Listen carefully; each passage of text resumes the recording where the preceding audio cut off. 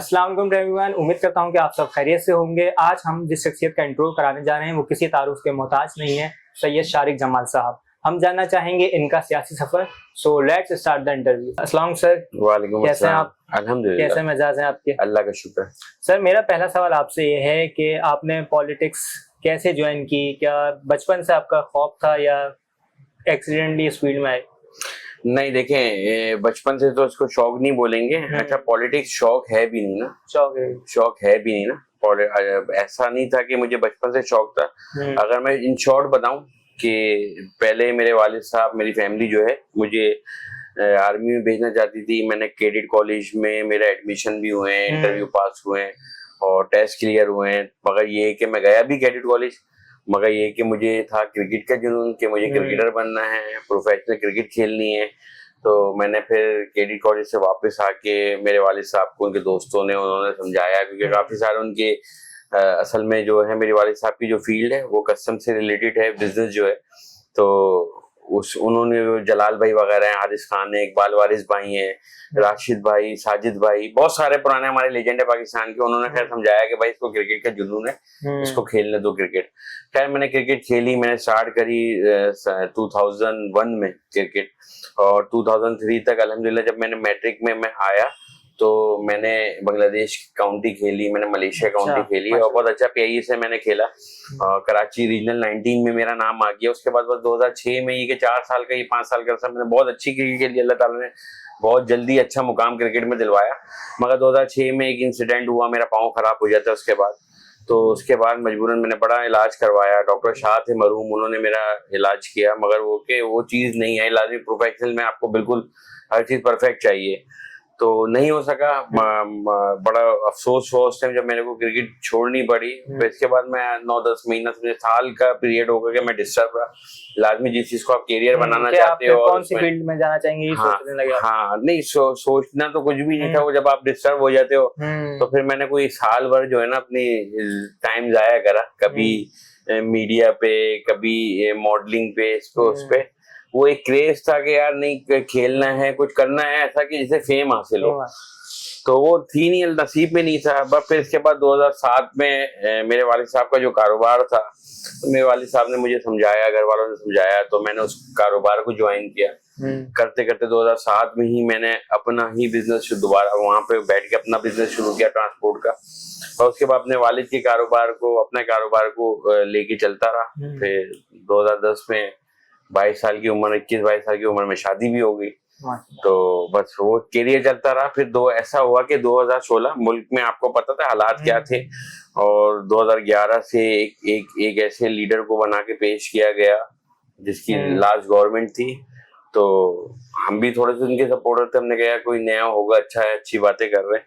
मगर उधर से भी मायूसी हुई, और वो मायूसी 13-14 में ही मुझे हो गई थी। अल्हम्दुलिल्लाह मुझे ये 22 तक पहुंचने में उसको इंतजार नहीं करना पड़ा, क्योंकि जो अकल शऊर लगता है, अपने मुल्क से मोहब्बत करता है, उसको पता होता है कि कौन इंफरादी बात कर रहा है, कौन अपनी आवाम की इज्तिमाई बात कर रहा है।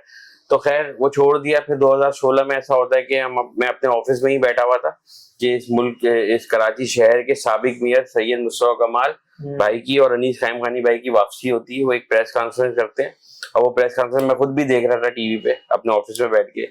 तो बस वो देखी है मैंने प्रेस कॉन्फ्रेंस। फिर इसके बाद मुझे नहीं पता कि क्या हुआ। वेरी नेक्स्ट डे, उसके 4 मार्च को 2016 को, मैं ढूंढता हुआ जहाँ पे वो थे, मैं वहां चला गया, और मुझे नहीं पता था कि वो आगे पार्टी बनाएंगे या क्या करेंगे। तो बस उसके बाद से उनकी 23 मार्च 2016 को पार्टी बनती है पीएसपी के नाम से, जो ये साबिक मेयर जो है ऐलान करते हैं, उनके साथ फिर मैं जुड़ गया। फिर 2016 मेरे वालिद साहब भी जुड़ गए उनके साथ। फिर 2016 के बाद 18 का इलेक्शन हुआ आया, सबने देखा कि क्या हुआ। उस 18 बस 16 से लेके ये अब तक का सफर, फिर हमारा मर्जर होता है एमक्यूएम से। एमक्यूएम में आने के बाद फिर हमने जो है बस काम किया अपनी पार्टी के लिए, लोगों के लिए, एज अ कारकुन काम किया। और अल्हम्दुलिल्लाह 2024 के 8 फरवरी के इलेक्शन में पार्टी ने, मेरी क़यादत ने मुझे इस लायक समझा कि मुझे पार्टी टिकट दिया। अल्हम्दुलिल्लाह मैं 2022 में भी पीएसपी की तरफ से मैं यहाँ से जिमनी इलेक्शन लड़ चुका हूँ इस हल्के से, मगर वो एनए का था, कौमी असेंबली का, जिसमें शाह फैसल पीएस 91, जो अब का 91 है और आज यहाँ पे ये 90 है। इधर से मैं लड़ा बानी पीटीआई जो है उनके मुकाबले में, अच्छा। और बस उन्हीं के नाम के ऊपर मैंने टिकट ले ली था, वरना मुझे इलेक्शन लड़ने का कोई शौक नहीं था, कुछ भी नहीं था। बड़ी मुश्किल से मुझे बोलते रहे अनीस भाई के भाई नहीं तुम्हें लड़ना है, तो मैं मना करता रहा, मेरे वालिद साहब को भी मना करा, मैं नहीं लड़ूंगा इलेक्शन। बस वो था अल्लाह ताला ने एक चीज करानी थी। फिर इसके बाद ये 24 के इलेक्शन हुए हैं, मेरे लोगों ने, अल्लाह पाक ने मुझे कामयाब करवाया, और बस ये सूरत हाल है, ये है मेरा काम। अच्छा, आपने इलेक्शन माशाल्लाह से जीते, उसके बाद मतलब बीइंग एमपी क्या चैलेंज था अपने मतलब सलाहियत को निखारने का और लोगों के मसले मसाइल हल करने के लिए क्या चैलेंज फेस करना पड़ा? देखिए, मैं इलेक्शन लड़ा हूँ तो मैं ये सोच के नहीं लड़ा कि ये मेरे लिए कोई चैलेंज है। देखिए, मैं अगर सही बात हूँ, मेरा चैलेंज है कि मेरे हल्के के लोगों की, मेरे शहर कराची में खास तौर पे, मैं जिस हल्के का हूँ उसकी बात करूंगा, मेरे PS 90 के लोग मलीर के लिए जो मैं काम कर सकूं वो मैं करूं, ये मेरे लिए चैलेंज है। बाकी मेरी जिंदगी में क्या चेंज आया मुझे उसकी फिक्र नहीं है। मेरी नींद, मेरा काम, मेरा कारोबार, मेरा घर, मेरी फैमिली सब डिस्टर्ब है, लाजमी सब डिस्टर्ब है, मगर उन सबको भी पता है कि भाई जो चीज इसने सोची है वो उसके लिए इसने कोशिश करनी है, वो हो नहीं हो मुझसे मुझे उससे सरोकार नहीं है। मेरे हाथ में अल्लाह ने कोशिश रखी है। चैलेंज मेरे लिए ये है कि अल्लाह पाक ने जो मुझे ओहदा दिया है उस पे जितने इख्तियारात हैं उससे बढ़ के मैं अपनी मलीर के लोगों के लिए जो कर सकूं वो कर सकूं। मैं लोगों को वो शऊर देना चाहता हूं कि आज के बाद जो भी इलेक्शन हो इस मलीर में, चाहे मैं खड़ा हूं नहीं हूं, मेरी पार्टी मुझे टिकट दे नहीं दे, किसी और को दे, दूसरी जमातों में, मैं चाहता हूं कि लोग वोट उसको डालें जिसका किरदार अच्छा हो, जिसकी नीयत साफ हो, जो हराम ना खाता हो, जो आपके लिए कोशिश करता हुआ नजर आए। मैं ये नहीं चाहता कि आप किसी नाम पे, झूठे बयानिए पे, किसी उस पे, सियासत पे आप किसी को वोट डालें। काम का वो 1 टके का बंदा नहीं हो और किरदार उसका 1 टके का नहीं हो, और आप उसको बोले कि भाई नहीं बस ये तो इसका बयानी है, ये तो मैं इसको वोट डालूंगा। नहीं भाई, वोट डालने चाहिए किरदार पे, आपकी नियतों पे, आप क्या काम करना चाह रहे हो। मैं ये चाहता हूँ कि भाई मेरे लोगों को जो है, मेरे मलीर के लोगों को वो सहूलतें मिल रही जो उनका बुनियादी हक है। इसमें ना शुक्रिया अदा करने वाली बात है। दूसरा मेरा मकसद ये कि मैं ये चाहता हूँ कि जिन इदारों का जो काम है, टाउन चेयरमैन का जो काम है, यूसी चेयरमैन का जो काम है, काउंसलर दीगर जिनके जो काम है कि भाई वो काम करें, वो लोगों पे एहसान नहीं करें, वो काम दिखा के ये नहीं बोले कि भाई मैंने ये काम किया था मुझे वोट दो। वोट तो पड़ना चाहिए सिर्फ किरदार पे, नियत पे और किरदार पे। काम तो भाई आपका फर्ज है करना, आपको अल्लाह ने जिम्मेदारी दी है, आप कोई एहसान थोड़ी कर रहे हो। तो कहने का मतलब ये बैनरों की सियासत कि भाई शुक्रिया फला जमात, शुक्रिया में मतलब अपने पैसों से बैनर लगा रहे हैं और अपने ही शुक्रिया अदा कर रहे हैं। तो मैं ये वाली सियासत मैं खत्म करना चाह रहा हूँ कि भाई नहीं, ये सियासत नहीं होनी चाहिए। आपका काम है काम करना। मैं ये चाहता हूँ कि कम से कम अपना किरदार बना के ऐसा पेश करूं, अपने लोगों के बीच में इतना रहूं, इतना घुल मिल जाऊं कि कोई ये ना बोले कि हमारा एमपीए 5 साल बाद आया नजर दोबारा जब इलेक्शन हुए। तो मैं अपने हल्के में कोशिश करता हूँ मैं मौजूद रहूं, अपने लोगों की बातें सुनूं, अपने लोगों का फोन उठाऊं, अपने लोगों को चाहे फेसबुक का मैसेंजर हो उस पर जवाब दूं, टिकटॉक का मैसेंजर हो उस पर जवाब दूं, इंस्टा पे जवाब दूं, एक्स पे जवाब दूं।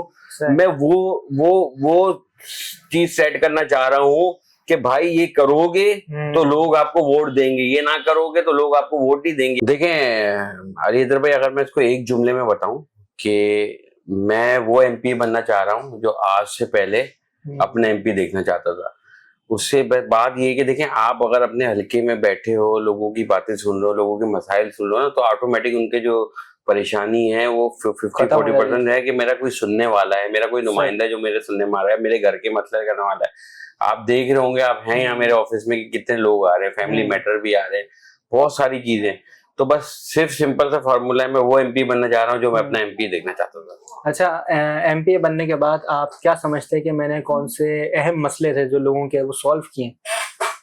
देखें, अगर मैं ये बोलूं कि मैंने बहुत सारे मसले हल कर दिए सिर्फ इंटरव्यू में पॉइंट स्कोरिंग के लिए, अपनी वाहवाह करने के लिए, मैं क्यों झूठ बोलूं। मुझे पता है कि आज भी मेरे हल्के में वो मसाइल हैं जो लोगों के बेसिक नीड है और उनका हक बनता है। ठीक है, अब यहाँ पे क्या है मसला, यहाँ पे आपको हर चीज के ऊपर चौकीदारी करनी पड़ती है। यहाँ पानी की सप्लाई के ऊपर चौकीदारी करनी पड़ती है। पूरे शहर की बात बता रहा हूँ खास तौर पे। यहाँ पे लाइनें बिकती हैं, यहाँ पे कनेक्शन नाजायज लगते हैं, यहाँ हर चीज की आपने यहाँ थानों की चौकीदारी करनी है, किसी की नाइंसाफी ना हो रही हो, किसी की गलत एफआईआर नहीं कट रही हो, कोई चोरी हो गई, बाइक चोरी हो गई, छिन गई, डकैती हो गई, उनकी एफआईआर नहीं कट रही, उनके ऊपर देखना पड़ता है। तो ये सारे मसाइल आज के माशरे में हमारे यहाँ कराची में मौजूद हैं। तो इन सब को, अब इन सब के लिए क्या है, यहाँ पे आपका फिर एमपीए का हाजिर होना, एमपीए का अवाम से राब्ते में रहना, वो बहुत जरूरी है। हाँ, उसकी वजह से फिर बहुत फर्क पड़ जाता है। बहुत से लोगों को पता होता है कि भाई ये 3 बजे भी अगर इसके यहाँ हल्के के लोग किसी मसले से राब्ता करेंगे तो ये जवाब देगा, ये उसका रिप्लाई देगा। तो अल्हम्दुलिल्लाह उस चीज पे कर रहा हूँ। कामयाबी देखें, अल्लाह का शुक्र है, बहुत सारी चीजें हैं। फंड हमें नहीं मिला 1.5 साल में, कोई भी फंड, एमपीए फंड नहीं आया हमारे पास, मगर बहुत सारे मसाइल हल हुए। पुराने हमारे एमपीए के जो फंड थे, जो फाइलें गुम गई थी, गायब हो गई थी, उन फाइलों को निकलवा के काम करवाएं, उस पे काम हुए हैं। मोइनाबाद का इलाका है, उसमें लोड मैनेजमेंट डिवाइस, जो मुस्तफा भाई की सीओ से मीटिंग हुई थी, मुस्तफा कमाल भाई की, वो डिवाइसेस लगा के हमने उधर लोड शेडिंग मोइनाबाद को लोड शेडिंग फ्री कराया है। और अभी इंशाल्लाह सिंध गवर्नमेंट हॉस्पिटल खोखरापार, एक जो हमारा बहुत बड़ा हॉस्पिटल है सिंध गवर्नमेंट का, उसको लोड शेडिंग फ्री कराने इंशाल्लाह उसकी कोशिश में लगे हुए हैं। एमएस साहब भी लगे हुए हैं कि उसको हम लोड शेडिंग फ्री कराएं, वो करने जा रहे हैं। कुछ इधर सेवरेज के कुछ मेन रोडों के, खासतौर पर मॉडल कॉलोनी मोइनाबाद का बहुत बड़ा मसला है सेवरेज का, वो अल्लाह का शुक्र है इंशाल्लाह ये हाशिम रजा रोड, इसमें सेवरेज की लाइन डलने जा रही है। आपका मेन मलेरहाट वाला रोड, इसमें मेन सेवरेज की लाइन डलने जा रही है, अप्रूवल आ चुकी है।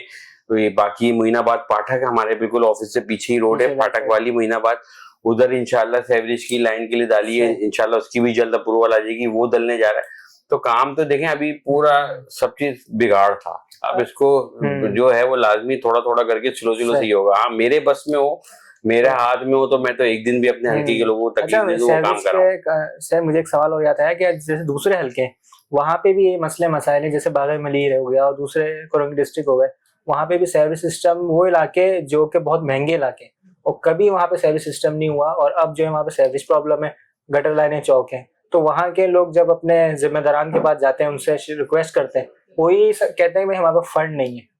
तो ये फंड कैसे रिलीज होगा, क्या सद्देबाब होगा इन सब चीजों? देखें, ये काम तो लाजमी यूसी चेयरमैन, टाउन चेयरमैन, इन लोगों का काम है, और वाटर एंड सेवरेज बोर्ड का काम है। देखिए, फंड हर यूसी को अभी फिल वक्त जो है ना 12 लाख रुपए मिल रहे हैं, हर यूसी चेयरमैन को, और टाउन चेयरमैन को कितने करोड़ रुपए मिल रहा है वो खुद आप लोग लाजमी इस फील्ड में वो आप मालूम कर लें। मैं ये कहता हूं कि जितना फंड है जो इनको टाउन चेयरमैन और यूसी चेयरमैन को मिलता है, इसमें कम से कम आप ये कर सकते हैं, कोई चीज बहुत नई बना नहीं सकते हो, मगर जो चीज है उसको मेंटेन तो कर सकते हो ना। तो वो भी नहीं कर रहे, फिर सुई गैस के अरबों रुपए मिले हुए। ठीक है, मेरी कोशिश ये है कि सुई गैस का काम तकरीबन अब खत्म होने वाला है पूरे मलिर टाउन में। अगर बात करूं अपने हल्के की, तो मेरी कोशिश होगी कि जो टाउन चेयरमैन है, यूसी चेयरमैन है, वो सुई गैस के जो अरबों रुपए उनको मिले हुए उसको ईमानदारी से हल्के के ऊपर लगाएं, कि ये सुई जो आवाम है मलिर की, मॉडल टाउन की जो आवाम है, वो सुई गैस का शुक्रिया अदा कर सके कि भाई एक तो उन्होंने कराची का दरीना मसला हल करा, गैस का जो रिहैब करी है, पाकिस्तान बनने से पहले की शायद लाइनें डली हुई थी, मुझे तो याद नहीं अपनी जिंदगी में कि 35-36 साल में मैंने कभी सुई गैस की लाइन डलते हुए देखी हो। तो बहुत बड़ा मसला कराची का सुई गैस ने हल करा है। तो अब उस पे फिर उन्होंने पैसे भी दिए हैं, जो रोड कटिंग करी है उसके बाद में, बस तो कोशिश ये है कि वो पैसा लगे हल्के में और लोगों को जो है राहत मिले। और सुई गैस का मैं तो ये कहता हूँ भाई, लोगों को सुई गैस का शुक्रिया अदा करना चाहिए कि 2 दरीने मसले उनकी वजह से हल हो गए।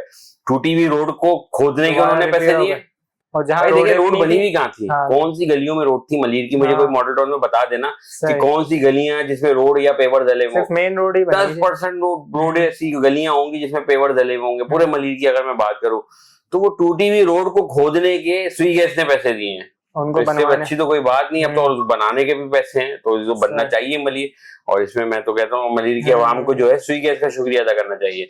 और जहां तक आप बाग़ मलिर की बात कर रहे हैं भाई, बिल्कुल ऐसी है। मैं बल्कि आपकी प्रोग्राम के बीच में जब हमने गैप लिया तो बाग़ मलिर से मेरे पास फोन आया था कि हमारी सेवरेज का, मेरा हलका नहीं है भाई वो। अब मुझे नहीं पता कि उधर के एमपी क्या कर रहे हैं, वो लोगों से राब्ते में क्यों नहीं है, कि उधर के लोग भी मुझे बोल रहे होते कि मेरे मसले हल कराओ। अब मैं उनको बोलता हूँ मैं कैसे कर रहा हूँ, मेरा हल्का नहीं है। वो कहते नहीं आप लोगों की सुन रहे हैं। भाई मैं सुन रहा हूँ बिल्कुल, मगर कहीं ना कहीं तो मेरी भी एक लिमिट है ना कि मैं वहां जाके बाउंड हो जाता हूँ, उससे आगे मैं काम नहीं कर सकता। और फिर अगर मैं अपने वाले, क्योंकि चले वो water and sewage board model town वाले ही वहां पे 2 यूसियां देख रहे हैं वहां की, मगर उसमें फिर मेरे हल्की की जब 10 कंप्लेनें मेरे सर पे खड़ी होती है ना, तो फिर मैं लाजमी उनको तरजीह देने की कोशिश करता हूँ। ये हर इंसान का वो है कि यार वो पहले अपना काम कर ले। अच्छा ये काम अपना काम में इसलिए बोलो मेरे हल्के का काम, और मुझे यही पता, ये भी पता है कि अल्लाह मुझसे इसी हल्के का पूछेगा, मुझसे ये नहीं पूछेगा भाई तुम्हारे 91 में क्या हो रहा है क्या नहीं हो रहा। आप हमारी तरफ से इलेक्शन इंशाल्लाह जीत जाए, वहां से लड़े आप इलेक्शन। भाई देखिए ये तो जीत जाए, ये तो फैसला पार्टी करेगी और फिर अल्लाह के ऊपर है कि अल्लाह ने मेरे को इज्जत देनी है। आप जो अच्छे काम अपने हल्के में कर रहे हैं वो हमारे इलाके की भी ये तो सर अल्लाह पाक का फैसला है, पार्टी का फैसला है कि वो यहाँ से टिकट देंगे नहीं देंगे, इज्जत देनी नहीं देनी, वो तो अल्लाह पाक का हाथ में है, वो इंशाल्लाह। अच्छा एक मसला और जो है आजकल, जैसे कि इलेक्ट्रिक के जो बिल्स हैं उस पर अवाम बहुत परेशान है, डिसहार्ड है, क्योंकि जो बिल्स हैं उसके बाद जो यूनिट्स उन्होंने मुकर्रर किए हुए हैं थोड़े से ऊपर हुए हैं तो 5,000 7,000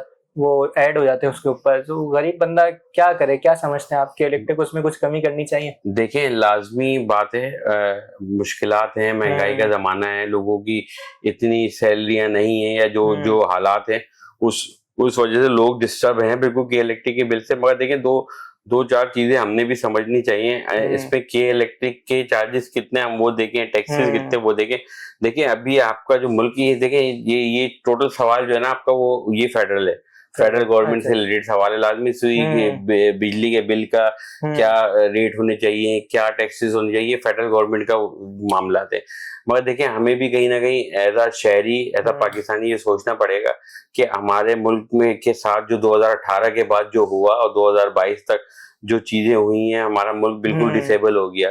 हम चलने के काबिल नहीं थे, यहाँ तक कि हम सब ने अल्लाह माफ करे ये आवाजें भी सुनी कि पाकिस्तान की मईशत बिल्कुल खत्म हो गई है और आप बिल्कुल जीरो हो गए हो, सिफर हो गए, वो हो गए। अल्हम्दुलिल्लाह 2024 के इलेक्शन के बाद हमारी, आप चाहे उसमें आप बोलें कि जो हमारी जितनी भी फौजी क़यादत है, अस्करी क़यादत है, आपकी वफाकी गवर्नमेंट है, या जो मेन तो वफाकी गवर्नमेंट का कैरेक्टर होता है मुल्क चलाने के लिए, और क्योंकि सूबों में 18वीं तरमीम है, इनको अपने हिस्से मिल जाते हैं। अब वो हमारे सूबे के मालिक जिम्मेदार हैं कि वो सूबे को लुट के खा लें या लगा लें। हमारे सिंध के साथ तो यही हो रहा है। आज पंजाब देख रहे हो, आज से पाकिस्तान जब बना था तो कराची में ट्राम चलती थी, आज लाहौर में चली है। ठीक है, आज हमने देखा कि लाहौर में चली है कि जो हमारा हक बनता था वो हमें नहीं मिल रहा, मजबूरन क्या करें। यही बोल रहा हूँ, ये 18वीं तरमीम के बाद ये सारे मामला थे ना। हमारे सूबे की गवर्नमेंट, पीपल्स पार्टी की गवर्नमेंट ने सीधे लफ्जों में बोले वो क्यों नहीं कर रही, क्यों कराची के साथ सतेरा सलूक है, ये तो एक अलग बात है।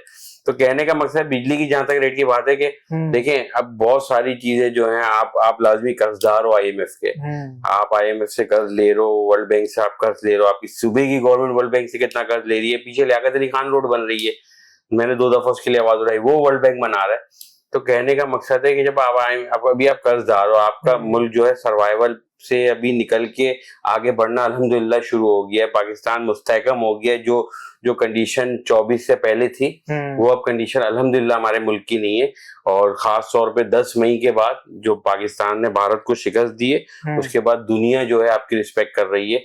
और इंशाल्लाह मुझे पूरी उम्मीद है कि इस शहर को, इस कराची को, और हम तो ये बारहा इसका दावेदार हैं कि हम ये बात बोलते हैं, सैयद मुश्ताक कमाल भाई ने ये बात बहुत दफा हर जगह पे बोली है कि कराची ही पाकिस्तान को IMF से जान छुड़ा सकता है। कराची के पे वफाकी हुकूमत नजरसानी कर ले, हमें कोई ऐसा इस कराची को पैकेज दे कि कराची बन जाए, कराची के लोग बन जाए, यहाँ की इंडस्ट्रियां चल जाएं, यहाँ के कारोबारी लोगों को सहूलत मिल जाए, तो कराची में इतना पोटेंशियल है कि इस मुल्क को चला भी सकती है। और इस मुल्क को कर्ज से जब चला रहे हैं तो इंशाल्लाह कर्ज से भी निजात दिलवा देंगे। जो है बैकबोन है पूरे पाकिस्तान की, बिल्कुल ऐसे ही बैकबोन है, तो हम दिला देंगे। तो फिर लाजमी जब ये सारी चीजें होंगी ना बॉस, तो ये बिजली के बिल, गैस के बिल, इन सब में फर्क आएगा। इन सब चीजों में आपकी मईशत जितनी अच्छी होगी, आप पीछे से मजबूत होगे, तो इन सब चीजों में फर्क आ जाएगा ना। आज आपको पेट्रोल पे टैक्स लगाना पड़ रहा है, आपको पता ना कर्जा देना है, आपको IMF बता रहा है, शराइत रख रहा है ना कि आपने इस पे इतना टैक्स लगाना है, तो आप अभी मजबूर हो। मगर इंशाल्लाह मुझे पूरी उम्मीद है जिस रास्ते पे हमारा मुल्क अब चल रही है, अल्लाह पाक उसको ऐसे ही रखे, इससे बेहतरीन रास्ते पे लेके जाए। तो इंशाल्लाह हम इन चीजों से छुटकारा हासिल कर लेंगे। सही। अच्छा, आप क्या समझते हैं कि नौजवान जो सियासत में आना चाहते हैं, जो लीडर हैं हमारे आने वाले फ्यूचर के, वो किस तरह सियासत को ज्वाइन कर सकते हैं, उनको अपना किरदार किस तरह बनाना चाहिए? अब जैसे हमारी यहाँ सियासत तो वही नस्ल न नस्ल जो है ना, बाप बेटा वही चलता आ रहा है, बहुत देख रहे हैं। तो अब नौजवान को किस तरह सामने आना चाहिए? डरते हैं बहुत से लोग सियासत में आने के लिए, तो क्या पैगाम देना चाहते हैं उन्हें? देखिए, सबसे पहले तो लोगों को मेरी आज यूथ जो है पाकिस्तान में 65% है। पाकिस्तान का आबादी का 65% यूथ है। मैं अगर आप मेरी मिसाल लें, मैं भी सियासत में इसलिए आया कि मैंने एक चीज यही सोची ना कि यार अगर मैं घर पे बैठूं और मैं रात को टॉक शो देखूं और सियासतदानों को और लोगों को बुरा भला बोलूं और बदुआएं देके सो जाऊं और मैं सुबह उठूं मैं ये सोचूं कि पाकिस्तान बहुत अच्छा होगा, तो ऐसा हो नहीं सकता। देखिए, सबसे पहले हमारे नौजवानों को ये समझना पड़ेगा कि सियासत बुरी चीज नहीं है। लोग हम तो ये समझते हैं सियासत कोई बहुत बुरी चीज है या गाली है, अल्लाह माफ करे। नहीं नहीं, सियासत नहीं है, ये तो चोरों का काम है या उसका काम है। तो सियासत जो है वो मैं कहता हूँ जन्नत में जाने का सबसे अच्छा जरिया है। सियासत जो है, सियासत में अगर आप किसी की आपके तबस्सुस से किसी का मसला हल हो जाता है तो अल्लाह पाक जो है आपकी मगफिरत कर सकता है। सियासत खिदमत का नाम है, सियासत बुरी नहीं। सियासत में जो हम जैसे लोग हैं जो एमपी एमएलए बनते हैं और फिर हरामखोरी करते हैं, पैदागिरी करते हैं, कमीशन खाते हैं, वो सियासत को खराब करती है। हम आजकल आपने देखा ना कि एक आज से 2-3 साल पहले आप हर जगह ये सुन रहे होते कि पाकिस्तान बुरा मुल्क है, पाकिस्तान की फौज बुरी है। हम हर के मुंह से ये सुन रहे थे। भाई मुझे बताओ, कोई मुझे साबित करके बताए मुल्क कैसे बुरा होता है। भाई मुल्क थोड़ी बुरा होता है। अगर शारिक जमाल खराब है या शारिक जमाल 2 नंबर एमपी है और शारिक जमाल ने अपनी आवाम को तकलीफ में रखा हुआ है, तो आप पाकिस्तान को बुरा बोलोगे? अरे शारिक जमाल को इतनी जरूरत रखो कि शारिक जमाल को बुरा बोलो। मुल्क थोड़ी बुरे होते हैं। सो दूसरी चीज जो आप बोल रहे हैं, सबसे पहले जो आवाम से लड़के जो है हमारी यूथ आज की जो सियासत में आए, वो कैसे आए? देखिए, हमें सबसे पहले अपने आप को सियासत में आने के लिए लाजमी आपने किसी पार्टी को सिलेक्ट करना है। आपने किसी को अपना लीडर मानना है या मेंटोर मानना है कि भाई ये लीडर है, ये इसकी कॉज अच्छी है, इसके पीछे चलना है, इनका मंशूर अच्छा है। तो भाई सबसे पहले हमने देखना है कि उस लीडर का किरदार क्या है, उस लीडर की नीयत क्या है, वो इज्तिमाई बात कर रहा है, इनफरादी बात कर रहा है। नामाजत के साथ हमारी यूथ जो है ऐसा कुछ बहकावे में आने के बाद हमने लीडर जो चुना, हमारे लोगों ने जो लीडर चुनने की कोशिश करी है, हमारे यंगस्टर ने, वो ये चुन के नहीं करी कि यार कायद आजम जैसा करेक्टर किसी के अंदर ढूंढ रहे हो, कायद मिल्लत जैसा करेक्टर ढूंढ रहे हो, अल्लामा इकबाल रहमतुल्लाह अलैह जैसा करेक्टर ढूंढ रहे हो। वो करेक्टर में क्या देख रहे थे? सैंडल कैसी पहना हुआ है, भाई वही देख के लीडर चुन रहे थे ना। चलता कैसे है, कंटेनर में खड़ा होकर किसी को गाली गलौज कैसे करता है, किसी को धमकियां कैसे देता है, हम ये देख के तो लीडर चुनना शुरू हो गए थे। तो भाई लीडर तो आप किरदार से चुनो। हम क्या किरदार की बात करते हैं कि यार फला का किरदार रहता है, यार जी उसका अपना मामला है, हम यही बोलते हैं ना, उसका अपना मामला, उसका अपना फेल है। भाई लीडर बहुत अच्छा है, सैंडल बहुत जबरदस्त पहनता है, समझ रहे हैं? ये चीज हमने छोड़नी पड़ेगी। हमने लीडर बा किरदार चुनना पड़ेगा। लीडर का किरदार उसका अपना मामला नहीं है। आप कैसे बोलते हो? आप जब शादी करते हो अपनी बहन बेटी की, हम लोग जब शादी करते हैं, रिश्ता ढूंढते हैं अपनी बहन का, अपनी बेटी का, हम उसका एक एक पूरा शजरा छान लेते हैं कि उसका किरदार कैसा है। भाई उससे भी शादी कर लो, या किरदार तो उसका अपना मामला है, वो नाउजुबिल्ला शराब पीता है, अल्लाह माफ करे, छोड़ो, तो उसका अपना मामला है, बाहर बैठ के पीता है, शादी कर लो।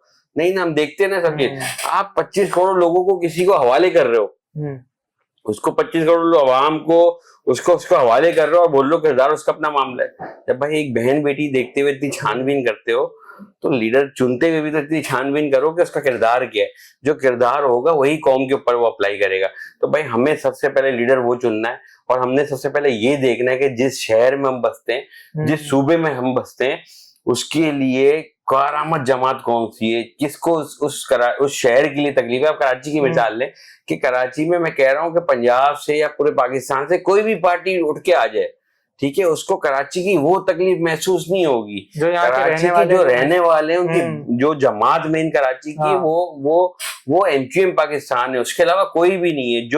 जो एमक्यूएम के नुमाइंदे, एमक्यूएम की लीडरशिप आपको इसी जमीन पे मिलेगी, इन्हीं ऑफिसों में मिलेगी। यहाँ पे मुझे कोई साबित करके दिखाए ना कि एक आम सा बंदा जाके आप चले इमरान खान की बानी पीटीआई की मिसाल ले लो, उससे हाथ मिला सकता हो। नहीं यार, आज मेरे लीडर से इस कराची के कोई भी जाके ना वो रोड पे मिले ना तो मेरे लीडर से हाथ मिला सकता है, चेयरमैन खालिद मकबूल सिद्दीकी से हाथ मिला सकता है, सैयद मुस्तफा कमाल भाई से हाथ मिला सकता है, फारूक भाई से हाथ मिला सकता है, अनीस भाई से हाथ मिला सकता है। इसी शहर में इसी जमीन पे लीडरशिप रहती है। तो ये लोगों को देखना पड़ेगा कि भाई हमारे लिए कौन सूट करता है।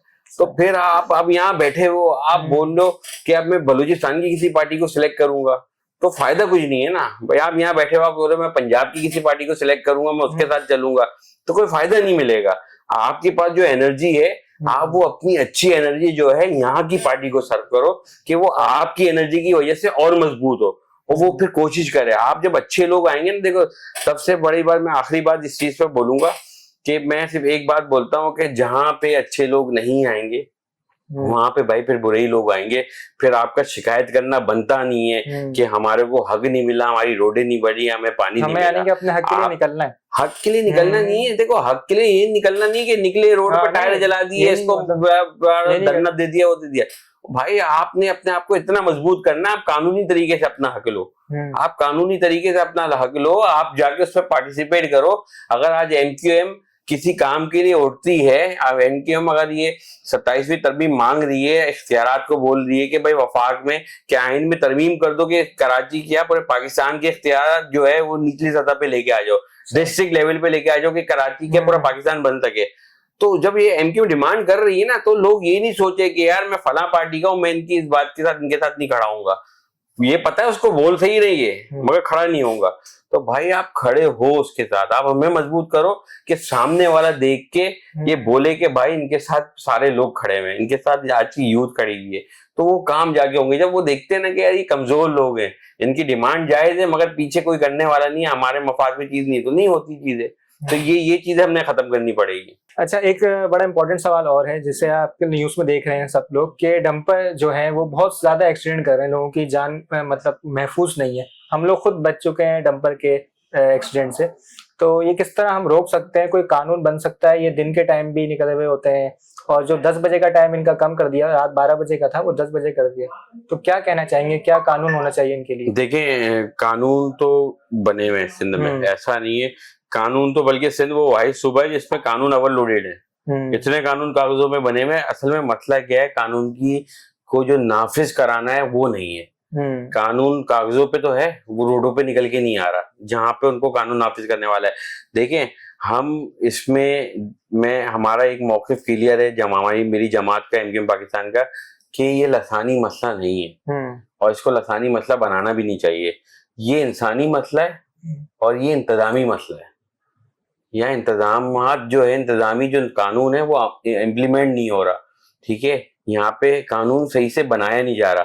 कुछ लोग इसको हवा देने के लिए कर रहे हैं, लसानी फसादात के लिए कि देखें आज से कुछ महीना पहले डिग रोड पे एक भाई मेरा, एक बहन और उसके पेट में जो होने वाला, जो दुनिया में आने वाला बच्चा था, वो पश्तो था, वो पश्तो फैमिली से था। तो भाई ये साबित नहीं है कि डंपर महाजिरों को ढूंढ के मार रहा है, अल्लाह माफ करे। डंपर पे हर किसी का एक्सीडेंट हो रहा है, हर जबान वाला जा रहा है।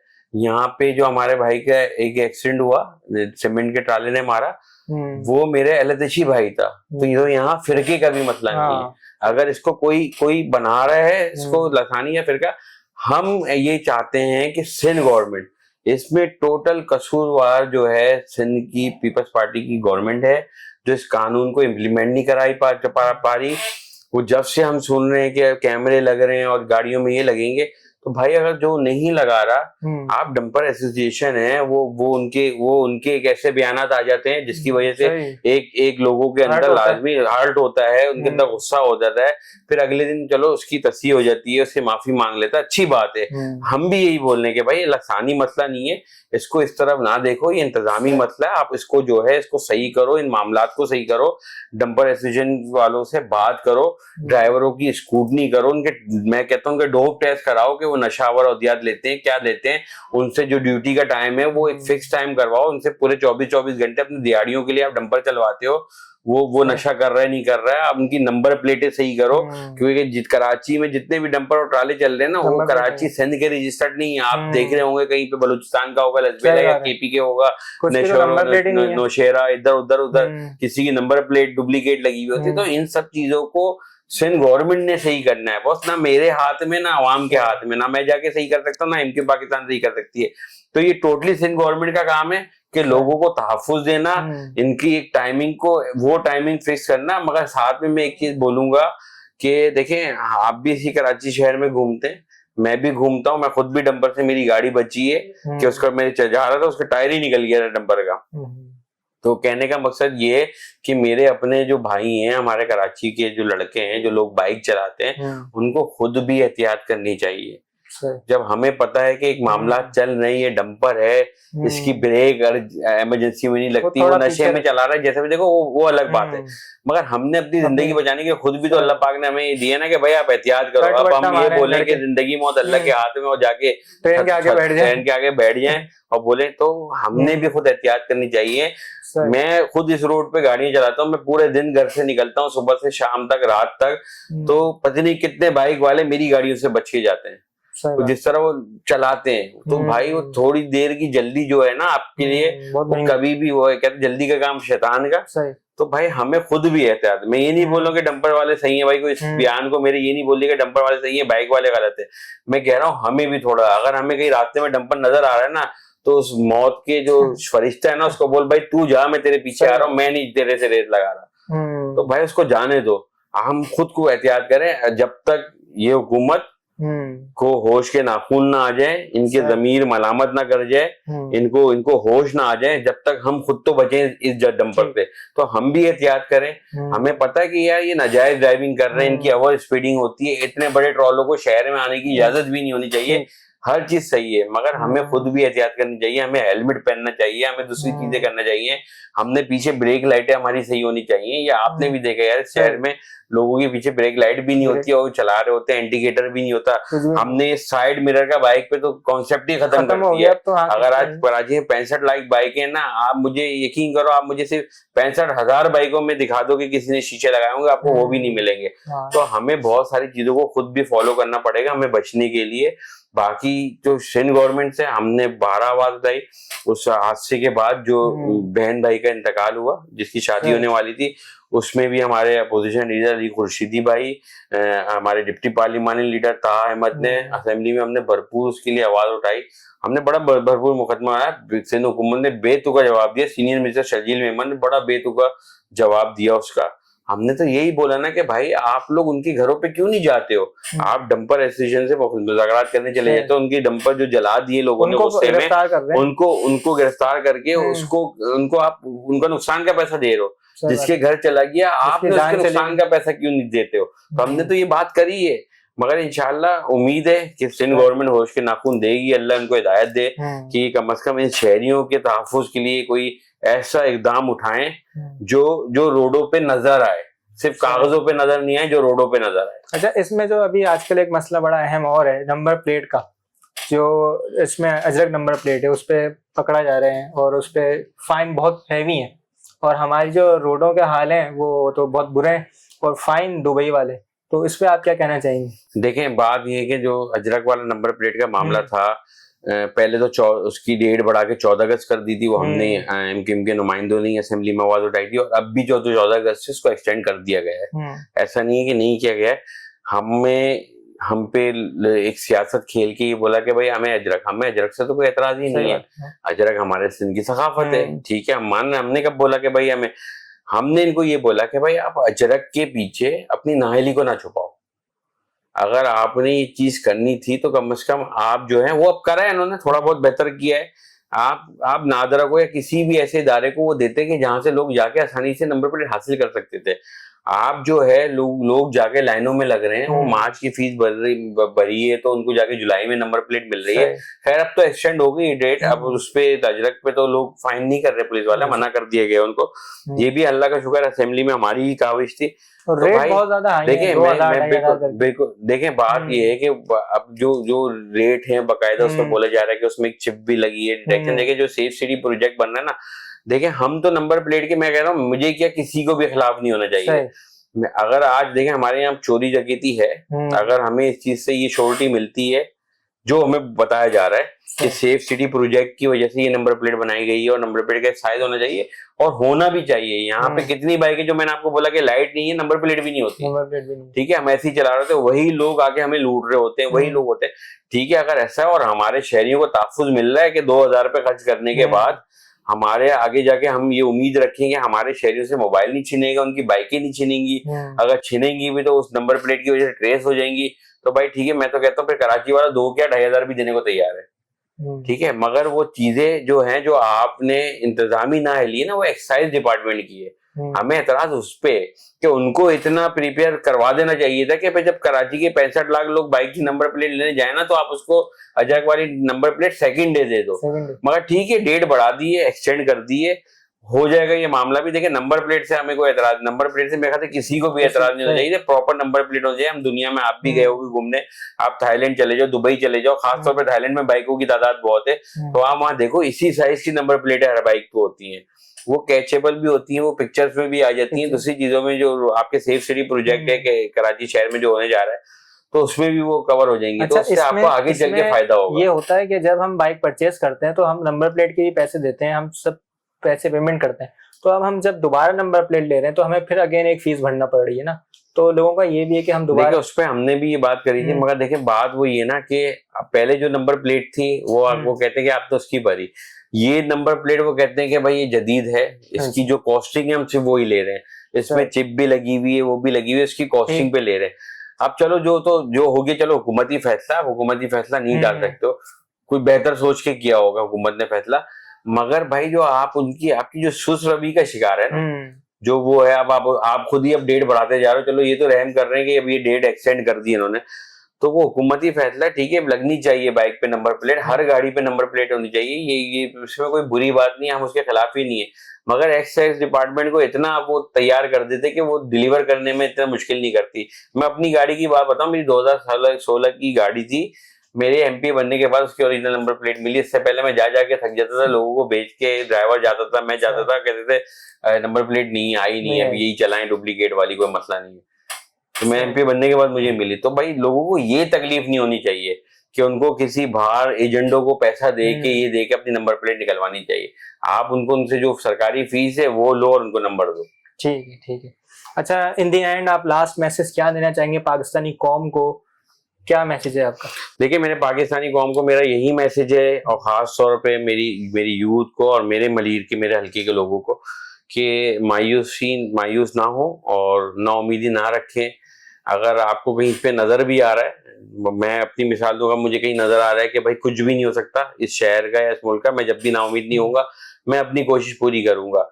हम सबको इंडिविजुअली अपनी जिम्मेदारी निभाना चाहिए, हमें सिविक सेंस होना चाहिए, हमें अपने माशरे को किस तरह अच्छा रखना है, अपने बच्चों को तालीम दिलवानी है, इन सब पे आपने फोकस करना है। इंशाल्लाह मुझे पूरी उम्मीद है कि अल्लाह पाक इस शहर को, इस सूबे को और मेरे मुल्क को अल्लाह पाक उस मुकाम पे इंशाल्लाह बहुत जल्द पहुंचाएगा जहां पे हम सबका, आपका हक बनता है। और दूसरी चीज ये है कि अपने मुल्क से मोहब्बत करें, अपने मुल्क को, अपनी मुल्क की अफवाज को कभी भी जो है डिसहार्ड बुरा ना बोलें, क्योंकि दुश्मन, मैंने जब से हो संभाला मैंने एक ही चीज सुनी है कि दुनिया जो है वो यही चाहती है कि हम पाकिस्तान को जब ही शिकस्त दे सकते हैं कि जब उसकी आवाम को उसकी फौज से हम लड़वा दें, और ये किसी ने कोशिश करी थी, नाकाम हुआ। आज मैं वो पाकिस्तान चाहता हूँ कि जिस तरह 10 मई की रात जब भारत से हमारी जंग लगी थी, हमारे अफवाज ने जवाब दिया, पूरी कौम, कोई सियासी जमात नहीं थी, कोई फिरका नहीं था, पूरी कौम पाकिस्तानी कौम बन के खड़ी हुई थी। तो अगर इसी तरह हम एक पाकिस्तानी हो के इस मुल्क की खिदमत करें, इस मुल्क की आवाम की खिदमत करें, तो ये मुल्क बहुत तरक्की कर जाएगा, बहुत जल्द कर जाएगा। तो बस मेरी यही दुआ है, मेरा रब जो है मैं हम सबको अपने अमान में रखे, मेरे मुल्क को अपने अमान में रखे, हमारी अफवाज पाकिस्तान को अपने अमान में रखे, और हमारा मुल्क बहुत जल्द जो है इन मसाइल से निकल के एक तरक्की की राह पे गामजन हो जाए। बहुत शुक्रिया। थैंक यू सर, आपका बहुत बहुत शुक्रिया। It's highly honour for me कि आपने अपना कीमती वक्त हमारे शो मेरी कामयाबी के लिए निकाला। हम आपके बहुत शुक्रगुजार हैं। बहुत शुक्रिया। तो नाज़रीन, मिलते हैं आपसे फिर किसी नई एपिसोड में अपने नए मेहमान के साथ, नई कहानी के साथ। तब तक के लिए अल्लाह हाफिज।